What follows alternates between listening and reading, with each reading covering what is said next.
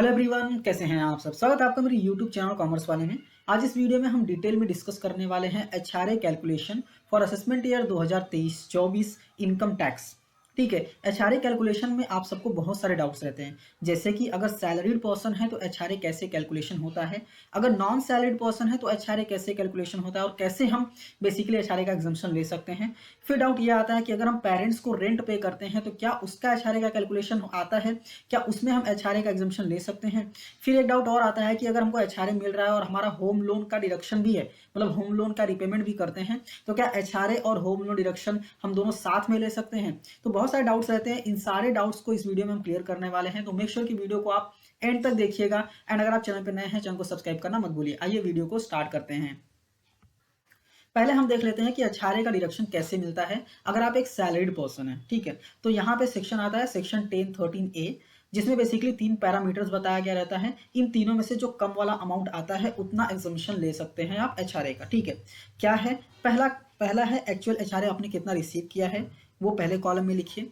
उसके बाद आपने कितना रेंट साल भर में पे किया है, उसमें से अपना सैलरी का 10% लेस कीजिए।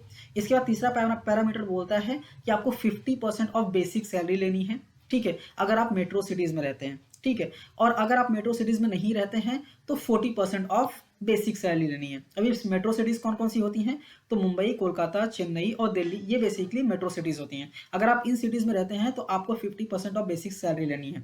इन तीनों में से जो कम वाला अमाउंट रहेगा उतने का एग्जाम्पशन आप ले सकते हैं। यहाँ पे अगर हम इंपॉर्टेंट बात करें तो इंपॉर्टेंट बात यह है कि अगर आप रेंट पे करते हैं 1 लाख रुपए से ज्यादा तो आपको लैंडलॉर्ड का पैन लेना बहुत ही जरूरी है। क्योंकि एचआरए एग्जाम्पशन अगर आपका एम्प्लॉयर देता है आपको, तो वहां पे अगर आप कहते हैं कि आप रेंट 1 लाख से ज्यादा पे कर रहे हैं साल भर में, तो वो आपसे पैन डेफिनेटली मांगेगा और आपके पास basically as a proof rent receipt, landlord का पैन एंड रेंट एग्रीमेंट होना जरूरी है। अब सवाल ये आता है कि एचआरए का कैलकुलेशन कैसे करें। ठीक है, ये तो हमने समझ लिया, तो एचआरए का कैलकुलेशन आपको कैसे करना है मैं वो भी आपको बता देता हूँ। आपको आना है इनकम टैक्स इंडिया के ऑफिशियल वेबसाइट पे। ठीक है, इसका लिंक मैं आपको वीडियो के डिस्क्रिप्शन में दे दूंगा, आप सीधा क्लिक करके यहाँ पे आ जाएंगे। ठीक है, यहाँ पे आपको क्या करना है, बेसिकली आपको आपकी बेसिक सैलरी डालनी है। एग्जाम्पल लेते हैं, आपकी 10 लाख की बेसिक सैलरी है। ठीक है, इसके बाद आपको डीए डालना है, अगर डीए है तो आप डाल दीजिए अमाउंट, अदरवाइज जीरो कर देंगे, कोई दिक्कत नहीं है। कोई कमीशन मिलता है तो आप वो भी आप डाल दीजिए, अदरवाइज जीरो कर दीजिए। फिर एचआरए आपको कितना रिसीव हुआ है वो आप डाल दीजिए। फॉर एग्जांपल 2 लाख रुपए आपको एचआरए रिसीव हुआ है, आपने रेंट कितना पे किया है वो आपको यहाँ पे डाल देना है। ठीक है, एग्जांपल लेते हैं, फॉर एग्जांपल 1,80,000 का आपने रेंट पे किया है। ठीक है, इसके बाद आपको टिक करना है, अगर आप मेट्रो सिटी में रहते हैं तो आपको यहाँ पे टिक करना है, अगर नहीं रहते हैं तो इसको टिक नहीं करना है। ठीक है, उसके बाद आपको सीधा कैलकुलेट पे क्लिक कर देना है।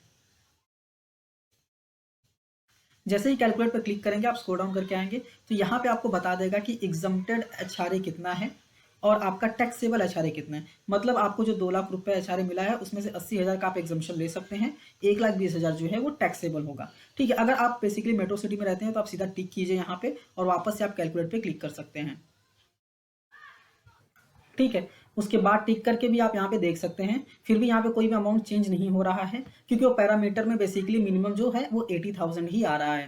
तो आपको बेसिकली ऐसे ही चेक कर लेना है और चेक करके चेक कर लेना है कि आपको कितना एग्जम्पशन मिल रहा है और कितना टैक्सेबल रहेगा। वो एग्जम्पशन का अमाउंट अपने आईटीआर में आप डाल सकते हैं। तो आई होप आपको ये क्लियर हो गया होगा। अब आते हैं नेक्स्ट, एचआरए डिडक्शन कैसे लेंगे अगर आप नॉन सैलरीड पर्सन है। नॉन सैलरीड पर्सन है बेसिकली उनको एचआरए तो मिलता नहीं है, बट वो रेंट पे करते हैं। अगर आप रेंट पे कर रहे हैं तो आप सेक्शन 80GG में डिडक्शन ले सकते हैं। ठीक है, इसमें मैक्सिमम डिडक्शन आपको 60,000 तक का ही मिलता है, उससे ज्यादा डिडक्शन आपको नहीं मिलता है।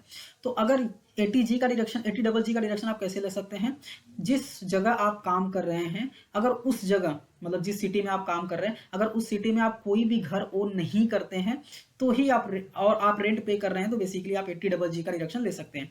अगर आप जहां पे काम करते हैं वहीं पे आपका घर है और आप घर ओन करते हैं, ठीक है, फिर भी आप 80GG का डिडक्शन लेना चाहते हैं रेंट पे करके तो आप नहीं ले सकते। ठीक है, ये ध्यान देने वाली इस बात जरूर है कि आपका जो घर है जो आप ओन करते हैं वो किसी और सिटी में होना चाहिए, आप वहां तक नहीं जा सकते, इसलिए आप बेसिकली रेंट पे रहते हैं।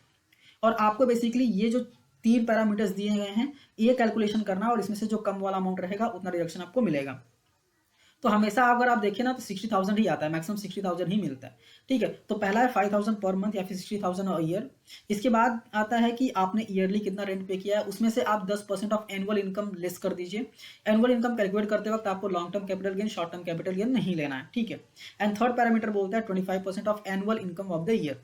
इन तीनों को कैलकुलेशन करने के बाद जो सबसे कम वाला अमाउंट आएगा उतना डिडक्शन आप ले सकते हैं। इसमें अगर आप देखेंगे तो हर बार मैक्सिमम चांस है कि 60,000 ही आएगा, इससे ज्यादा आपको डिडक्शन नहीं मिलता है।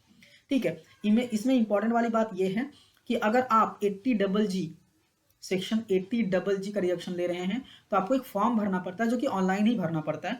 फॉर्म 10BA कैसे भरना है, पूरा डेमो बनाया है और वीडियो मैंने यहाँ आई बटन पे लिंक कर दी है, आप जाके देख सकते हैं। वीडियो देख के आप फॉर्म 10BA जो है वो भर सकते हैं आसानी से। नेक्स्ट आपका सवाल ये आता है कि अगर आप पेरेंट्स को रेंट पे करते हैं तो क्या आप डिडक्शन ले सकते हैं? तो जी हाँ, ले सकते हैं, कोई दिक्कत नहीं है।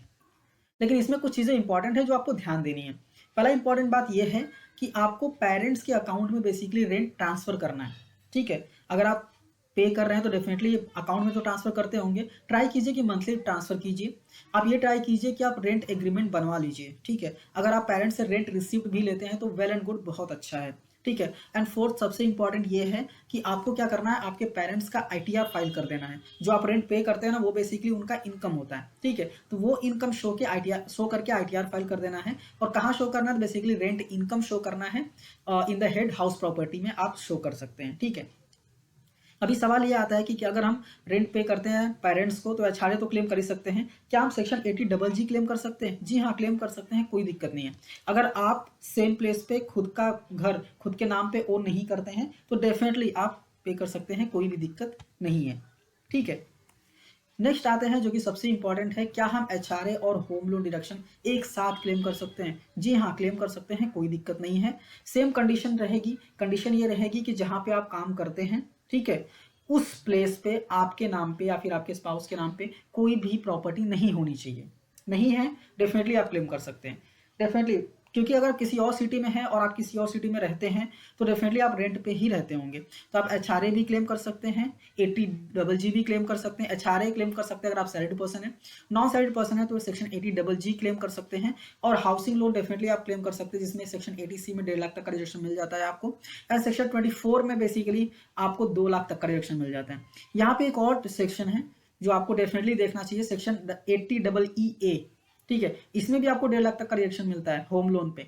ठीक है, सेक्शन 80EE डेफिनेटली मैंने क्लियरली अच्छे से एक्सप्लेन किया है, आई बटन पे लिंक कर दिया, आप जाके देख लीजिए। ठीक है, उसमें कुछ कंडीशंस हैं, अगर वो कंडीशन आप सेटिस्फाई करेंगे ना तो आप 80C में 1.5 लाख का लेंगे, सेक्शन 24 में 2 लाख का लेंगे, एंड सेक्शन 80EE में भी 1.5 लाख तक का रिएक्शन लेंगे। मतलब 1.5 लाख प्लस 1.5 लाख 3 लाख प्लस 2 लाख 5 लाख तक का रिएक्शन आप ले सकते हैं होम लोन का। ठीक है, तो आई होप आपको क्लियरली समझ में आ गया होगा। ये वीडियो अच्छी लगी है तो लाइक कीजिए, अपने दोस्तों के साथ भी शेयर कीजिए, और ऐसी ही वीडियोस देखने के लिए चैनल को सब्सक्राइब करना मत भूलिए। मिलते हैं नेक्स्ट वीडियो में। Thank you for watching and all the best.